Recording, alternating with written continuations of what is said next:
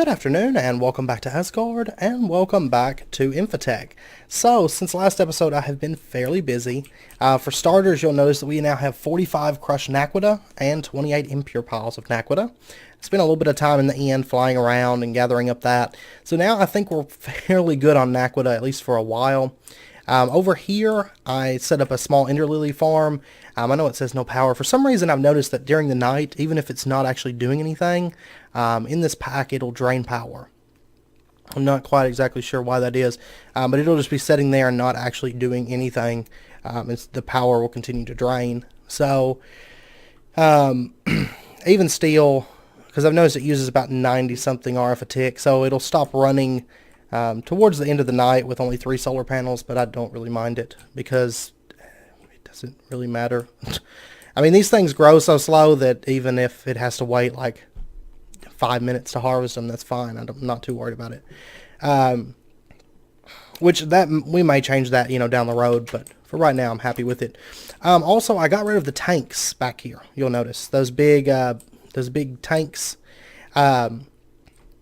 Because I felt like we don't really need those big unsightly tanks on the back of this, because we have plenty of bedrockium now. We have like 12 pieces of bedrockium, or not pieces, octuple compressed cobble. So I wasn't too concerned about making some bedrockium drums finally. So I made this one here has fruit juice, and this one here has biomass. Now, I will say that we need to upgrade the amount of carrots that we have. These farms, it's not enough to keep this running constantly. Of course, really, I mean, it created like 4.5 million millibuckets of biomass fairly quickly. But what's holding us back right now is carrots, followed closely by fruit juice. I mean, is saplings followed closely by fruit juice. So we are going to have to upgrade the amount of carrots that we have. The blue Maho saplings isn't a problem. I have another farm that's ready to go. I just need to plug it up. I didn't plug it up because at first it looked like we were running lower on fruit juice. That's what we were waiting on. But then when the saplings finally ran out and it was waiting on saplings, that's when the fruit juice started catching back up. And I'll probably just end up voiding this mulch because it barely uses any mulch. Like for each piece of mulch, like you'll notice, it didn't even drop the durability on that mulch down when it got that sapling in. That mulch lasts a really long time, so we really don't need as much as we have. It's the fruit juice that we need. And we also need more carrots because we're eventually going to be changing those carrots into dirt as well, to keep the farm stocked and running. So that's definitely what we're gonna have to build up on the next floor. I think over here I've got if you recall, I've got 2 of the farms set up. Right now, I think those 2 farms will run pretty well, and then I'm going to do another 4 farms of carrots out here on this side, kind of like a copycat of this floor below. What's down there, we'll do that on this second floor as well, because I think when it comes down to scaling, it's the carrots that we're going to have to scale more so than the agricraft buildings, or the farms, which is nice. Those agricraft farms are expensive. These farms are cheap, super cheap. So I'm going to start working on that right after this episode. Also, I did go ahead and put some sound mufflers in here. Happy days. And then also I've got some power ran down here because today we're going to start setting up the first multi-block. Now, I did notice as I was going through everything that we're going to be building a lot of multi-blocks. So for starters, I've got Pyrolyse Oven. I don't think I have everything quite for that. I need to make the hatches, I think. But then we also have a diesel engine multi-block, and I've got some pieces for a heat exchanger. That was mainly because for the quest that leads into the Vin Diesel, I need the heat exchanger. I don't really intend too much to set it up. I guess I could because I have that steam production, but honestly, that steam production is probably going to go long term. I don't know. We'll see. I don't know. I might take it down. I might leave it. I don't know. But anyway, for this building, I needed the Pyrolyse Oven because I realized that we need to make lubricant in order to run the diesel engine. It does require that. So I'm going to use the Pyrolyse Oven with all the wood that we're producing to make creosote oil because that Pyrolyse oven I was reading is pretty much the equivalent of 20 of those coke ovens. So it would save a lot of space just to build that out. And then we can take that creosote oil and turn it into lubricant, and that way run our diesel engine with that. And I also have an idea for fertilizer as well. So right now up here, if we take a quick look, I just made up a bunch of fertilizer because it's, apatite goes a long way to make fertilizer. You can make a lot of it with just a little bit of apatite. So basically I threw it all in a barrel here, and that way we can keep this farm running for the time being. And I'm hoping to get a automatic fertilizer setup going probably after this episode. It's basically just a twist on a cobblegen setup, because you can produce saltpeter by breaking down sandstone. It's not 100%, it's only like 5%. But if we feed a sag mill flint, it'll increase that percent chance. And flint's should be easy to produce, I'm thinking, with just gravel. I would think maybe like a pulverizer, into gravel or into flint, or just sag mill gravel. That would work too. So I'm thinking that that's what we'll do, and I believe I can get gravel by hammering that or sag milling it. Yeah, that's probably what we'll do. We'll sag mill, get gravel and sand, and then sag mill that to get flint, because that'll work perfect. Because I need sand production. Of course, then if you take saltpeter and combine it with dirt and sand, you get fertilizer. So I think that's what we're going to do. Saltpeter you can get by breaking down sandstone. So I think that's how we're going to keep the farms running, because that way we'll be creating dirt from the carrots, and then we'll also be creating fertilizer, and everything's going to be in-house within this one building, producing everything that we need to produce power and lubricant and all that good stuff to fuel our base. And hopefully once we scale it up, we'll have plenty of power gen, is what I'm thinking. So anyway, now that I'm done rambling, you'll notice I have a bunch of steel casings here. By the way, this quest book lies. I went through and I counted, and I was like, no, 26 stainless steel casings, because none of this, I noticed with the Distillation Tower, none of this is like an optional, like, oh, you could add more hatches here of this kind. None of that's that way. So basically you do need, from what I can tell, 40 cleanless steel casings from my... if my math is correct. I hope my math is correct. So anyway, we're going to need to put this stuff down. And we are going to go like that. And I believe like that. Yeah. And then we're going to do an input hatch. Oops. We're going to do an input hatch here. We're going to do the Distillation Tower controller here. By the way, this stuff has to go here, just for the record. And then we're going to do our output bus here. And then output hatches. Oh, I hate this hover mode for this jetpack. It's absolutely horrible. Oh my god. Oh my god, I hate it. I'm used to jetpacks where I can shift and hit spacebar and they'll hold still. And this one doesn't, and it drives me insane. Okay, whatever. We're just going to build this thing up, and then we'll add that stuff on. So, first world problems, I guess. But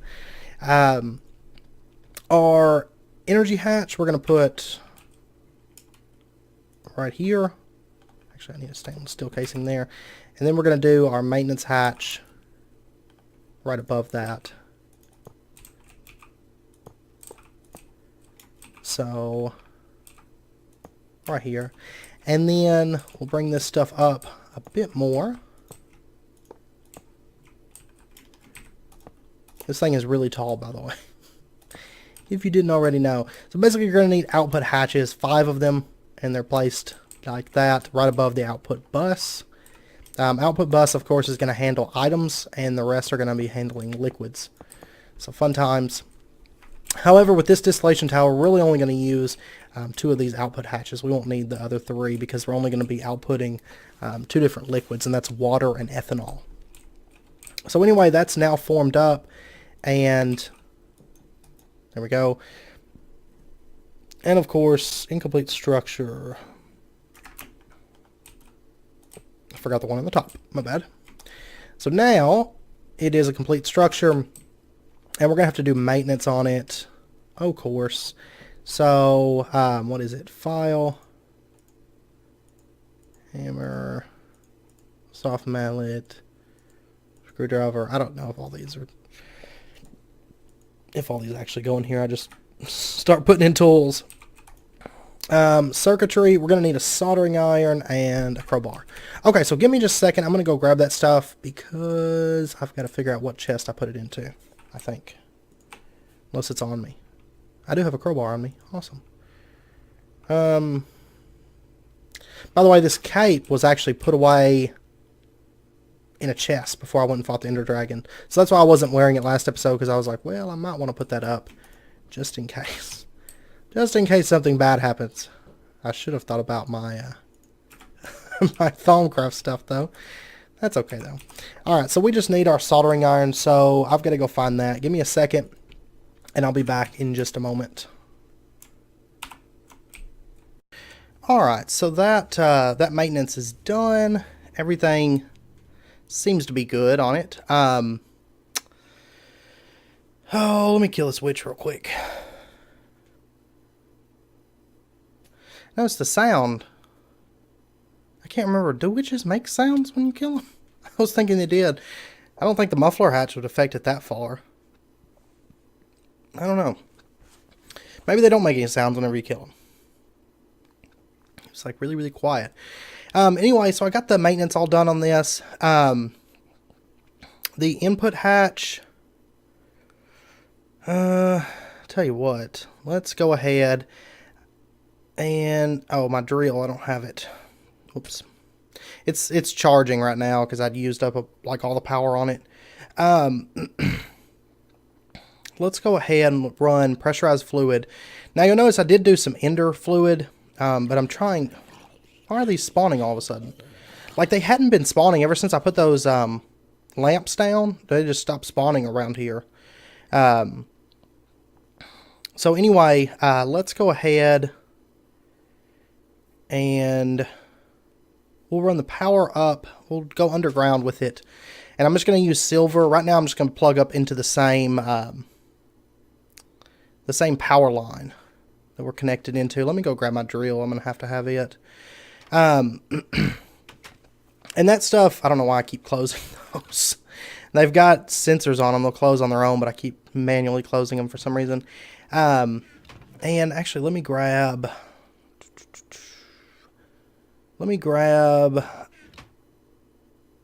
I'll wait on that. Actually, no. We're going to go ahead and grab item conduits and bedrockium drums because we're going to need that. I might as well go ahead and grab them. So eventually all the power is going to be changed over, you know, to plug into the power that we're actually creating with this. But for right now, I want to just plug it up. I'll plug it up with the silver cable that we've got. So we'll just go underground here. And where is the line? There we are. And then we'll just bring this silver cable out like this. And then just plug in medium voltage transformer like that. I need to switch it. Actually, I don't know why I did that. I've got the wrench, so I could just rotate it now that I think about it. Okay. Set that there, and then we'll do... Let's see, where's my... There it is. Go ahead and connect that to the bottom. Alright, it's all good. And then we'll just use this annealed copper cable to bring it up. And there we go. So we've got power ran over here now. I actually don't want this. Fire resistance 3, I don't care. Alright, so now, let's see. We need to, I'm thinking we'll only have like a couple different fluid outputs. Because I'm assuming that they're always going to go to the same slot. It's not just going to be like random as to where the fluid goes. So what we'll do, we will actually come underground here and pipe out from the bottom. We'll say extract is always active. And I'm using, like, I've used the ender fluid right over there because I was transporting, you know, different fluids. I was transporting the biofuel and the fruit juice and all that, so I couldn't really use pressurized pipes right there. But for the most part, I'm trying to only use the pressurized when possible. So, and you'll also notice there's a bedrockium drum down there. I set that up because that was originally where I was going to put the fruit juice, and I was like, well, I'd like to have it, you know, closer on hand so I could tell levels and everything. I'll probably end up pulling that bedrockium drum off and put just a normal drum right there. I have to do something because, of course, I'm running pressurized and then changing over to Ender IO conduits, or Ender fluid conduits. So that's why I've got that there for right now. And I figure we'll probably use that. I don't know if we'll do a bedrockium drum for lubricant. Probably not, but maybe. Maybe so. I don't know. We'll see. And this, you don't actually have to disconnect those. They just drive me insane when they connect to the GregTech cables. I don't really know why everything in the world connects to GregTech cables, but they do. So we'll just run our fluid conduits up right there, there, and go ahead and fill that back in. We may facade it later on. And you know what I need? I need a barrel. So let me go make a barrel really quick. And actually, I've got wood and stuff down here, but I'll be back in just a second. Okay, so let's get this put down, and I'm just going to attach it directly onto that because we don't really... I'm assuming it'll automatically output. If not, I might have to move it forward and put some items there. I might actually have to. I'm not sure. We'll see. We'll run it and see how it turns out. Because there's like, I want to say it's like wood pulp or something like that we can make. So anyway, we'll go ahead and plug this up. So we've got the biofuel going into the distillation tower. And this is, let me smack this with a hammer really quick. Run!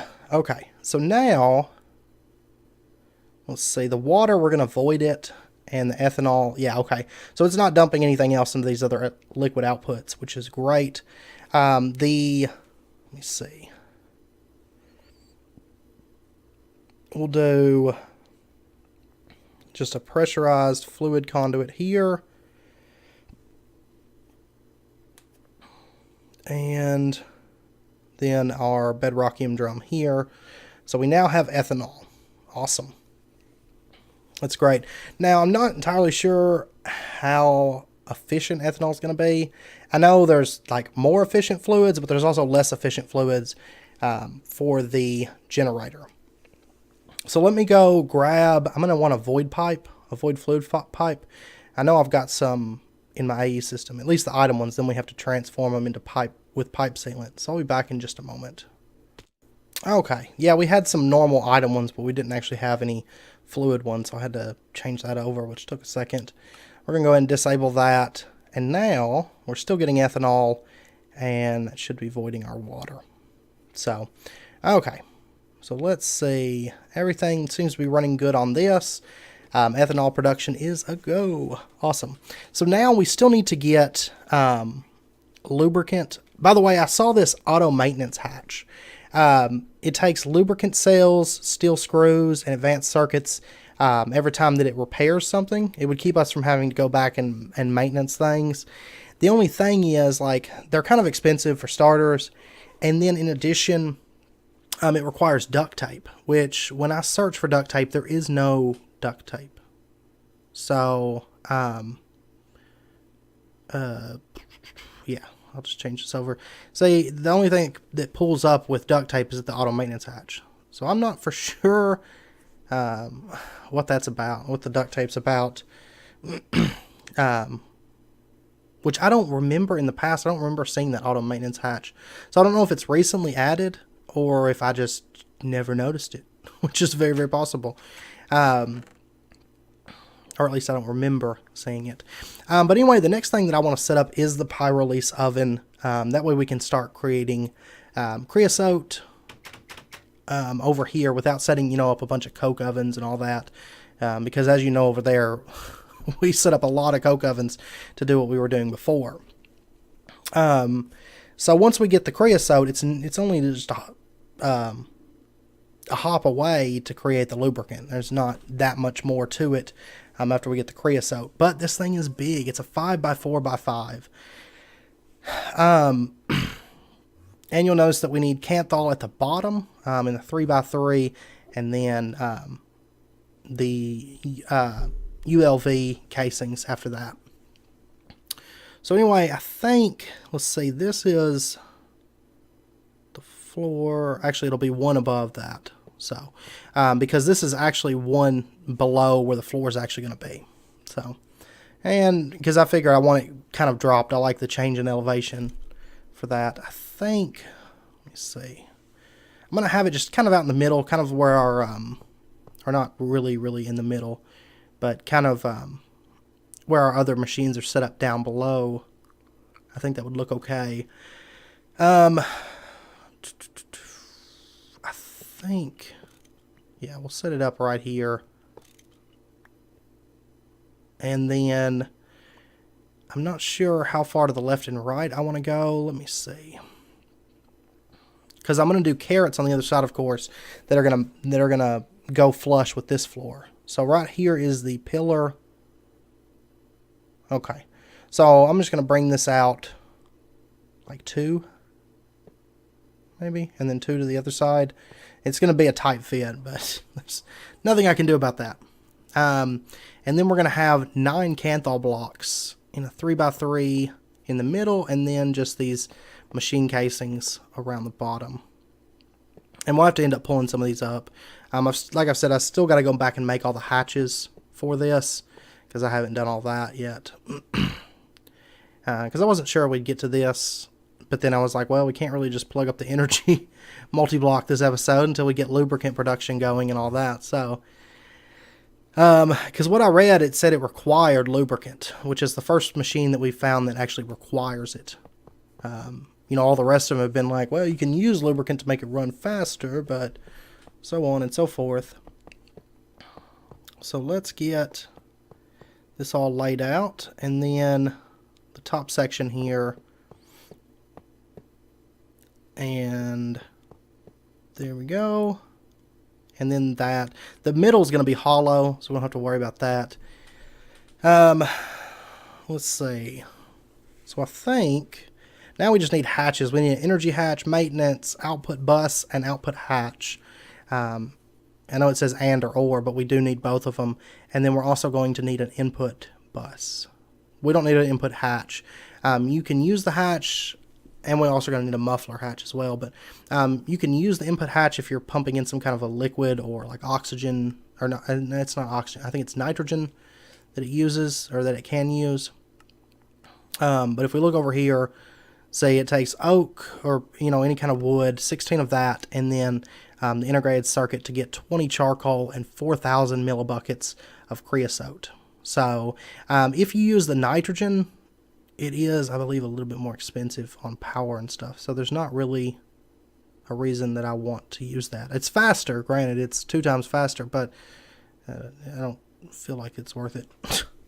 So anyway, I'm going to go get those hatches made, and I will be back in just a moment and get all the power and stuff ran and all that good stuff. So, okay, so we got that all plugged up. The Pyrolyse oven is now completed, and I went ahead and did the maintenance for it. Now the input bus, there's really no reason to do an input hatch, I don't think.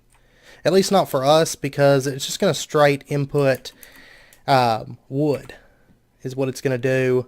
And then to make our creosote, we're just going to need, whoops, I think it's this one.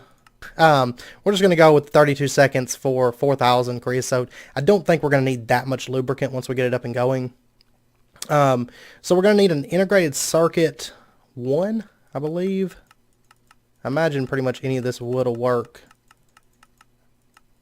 And it all seems to be integrated circuit 1 without the gas. So let me grab a circuit. I'll tell you what. I'll steal this one for now, and I'll replace it. I promise I'll replace it. Maybe. The only thing is I'm not entirely sure where